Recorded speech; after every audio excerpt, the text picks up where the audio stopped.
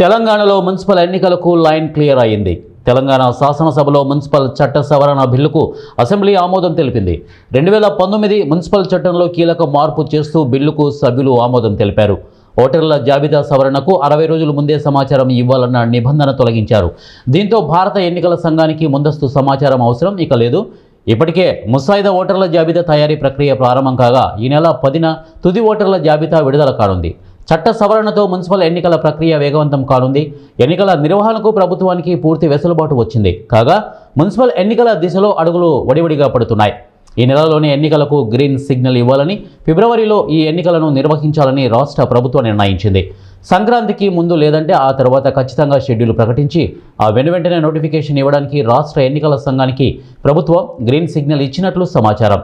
విశ్వసనీయ వర్గాల సమాచారం ప్రకారం ఈ నెల 11న లేదంటే 20న షెడ్యూల్ ప్రకటించే అవకాశాలు ఉన్నాయి. ఫిబ్రవరి 2 లేదా 3వ వారంలోగా ఎన్నికల తతంగాన్ని పూర్తి చేయడానికి ప్రభుత్వం సిద్ధమైంది. ఇప్పటికే రాష్ట్ర ఎన్నికల సంఘం ముసాయిదా ఓటర్ల జాబితా ప్రకటించింది.